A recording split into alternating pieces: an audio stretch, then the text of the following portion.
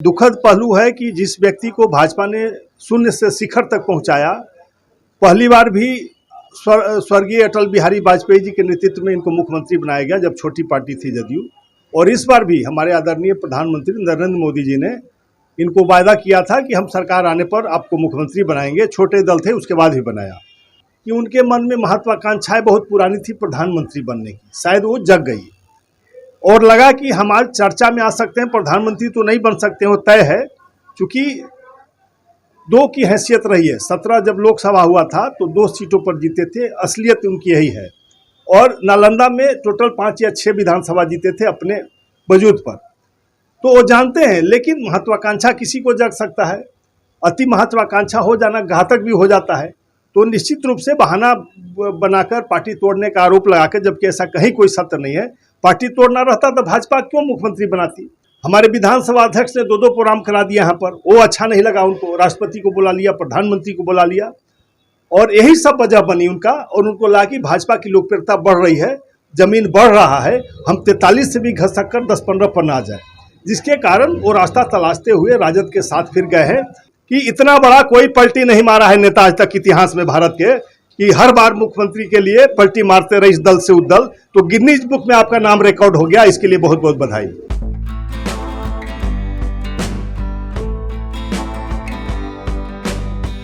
मैं हूं अनूप नारायण सिंह और आप देख रहे हैं बिहारी खबर के डिजिटल प्लेटफॉर्म को। बिहार में सत्ता परिवर्तन के बाद भाजपा अपने पुराने दौर में लौट चुकी है और पूरी तरह से हमलावर हो चुकी है नीतीश सरकार पर, महागठबंधन पर, और सवाल पर सवाल पूछे जा रहे हैं। भाजपा ने जिस तरह से अपना दमखम पूरे बिहार में दिखाया है सत्ता से हटने के बाद, हमारे साथ पार्टी के प्रवक्ता हैं विनोद शर्मा जी। आइए इनसे जानते हैं क्या कुछ अगला रुख होगा, क्या कुछ अगला। देखिए, भारतीय जनता पार्टी कार्यकर्ताओं की पार्टी है और कार्यक्रम यहाँ हमेशा चलते रहते हैं।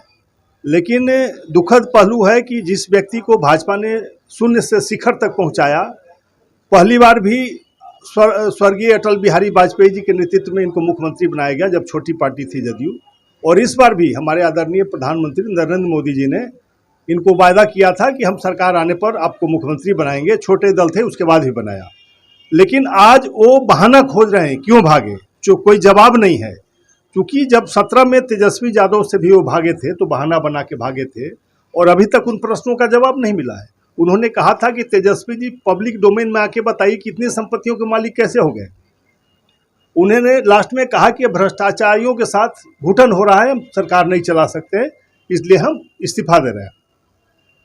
और उसके बाद हमारे संपर्क में आए, हमने उन्हें समर्थन दिया, मुख्यमंत्री बनाया, बहुत अच्छे ढंग से काम हुआ।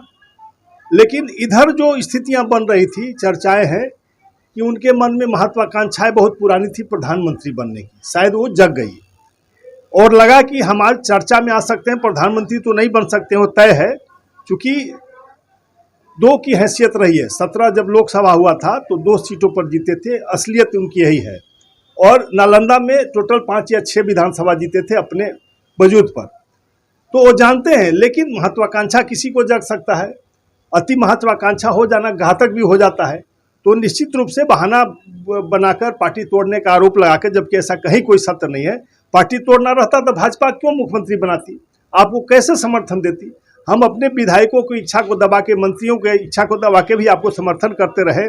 आप अफसरों के माध्यम से सरकार चला रहे थे, अफसरशाही पूरी हावी थी, कहीं कोई काम नहीं हो रहा था, भ्रष्टाचार आलम पर था, अपहरण उद्योग भी चालू हो गया था, गुंडाई भी नहीं रुक रहा था।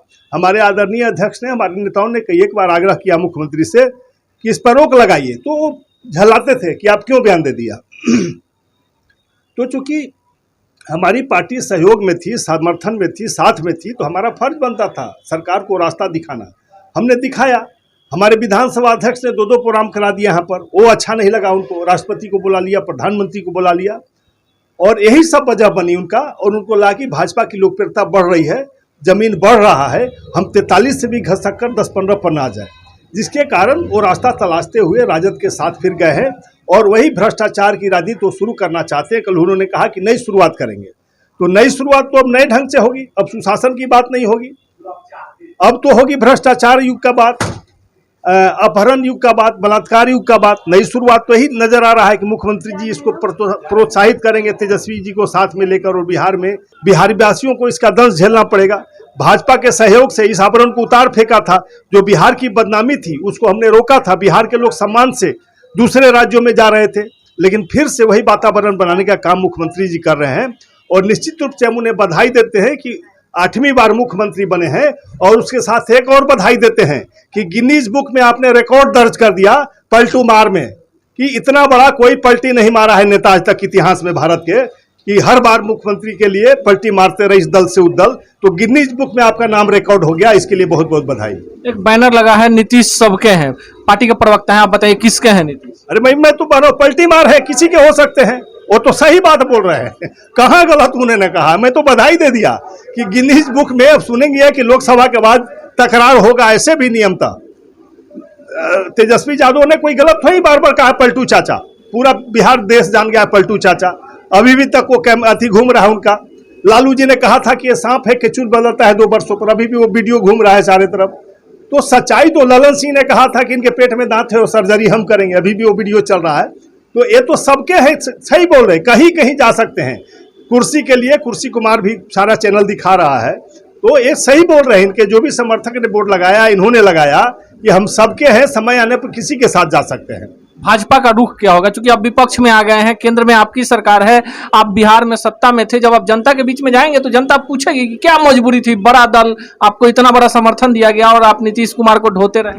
देखिए, बिहार के हित में भाजपा ने कई एक बार त्याग किया है, राष्ट्र देश के हित में भी और राज्य के हित में। हमने राज्य के हित को सामने रखा और इसलिए नीतीश कुमार को समर्थन दिया, चूंकि बिहार की परिस्थिति ऐसी नहीं थी कि भाजपा अपने दम पर सरकार बनाती, और जानते थे कि ये टिकने वाले नहीं है। एक अच्छे व्यक्ति थे, इसमें 2 राय नहीं है। शुरू में 5 वर्षों तक अच्छा काम किया, हमारे सहयोग से बिहार का नाम रोशन हुआ, घर घर तक बिजली पहुंची, आदरणीय प्रधानमंत्री के सहयोग से घर घर नल पहुंचा, जल पहुंचा, सब जगह सड़कें बन गई है पूरे बिहार में। ये भारतीय जनता पार्टी की देन है और हम उसी को लेकर बिहार वासियों के हित को ध्यान में रखकर इनको समर्थन देते रहे। आगे क्या रुख होगा पार्टी? हम सड़कों पर आंदोलन करेंगे, जनता के हित को फिर से उठाएंगे, जो इनकी कमियां हो उसको गिनाएंगे। अफसरशाही हावी रहेगा तो उसका हम विरोध करेंगे। जनता का कोई काम नहीं हो रहा है। आप देखिए कि हर जगह जो है भ्रष्टाचार का रेट बढ़ गया है। जो 500 में काम होते थे 5000 में हो रहे हैं। इसका दर्द हमारे विधायकों का था, बार बार आवाज उठाया। लेकिन हम लोग चूंकि बिहार का हित देखना चाहते थे, बिहार की जो छवि थी उसको वापस जंगल राज में नहीं ले जाना चाहते थे, इसलिए लगातार इनको समर्थन करते रहे। यह है विनोद शर्मा जी, और इनका मानना है कि जो कुछ बिहार की राजनीति में उलटफेर हुआ है, इसका जवाब नीतीश कुमार को देना होगा। जिस भ्रष्टाचार को मुद्दा बनाकर वो भाजपा के साथ आए थे और भाजपा ने उनके लिए इतना बड़ा त्याग किया, जो कुछ अभी बिहार की राजनीति में हो रही है, बिहार की जनता ही उसका जवाब देगी। भाजपा को जो भूमिका मिली है बिहार में, भाजपा उसका निर्वहन करेगी और मुद्दा आधारित राजनीति पर इस मौजूदा सरकार को आईना भी दिखाने का काम करेगी।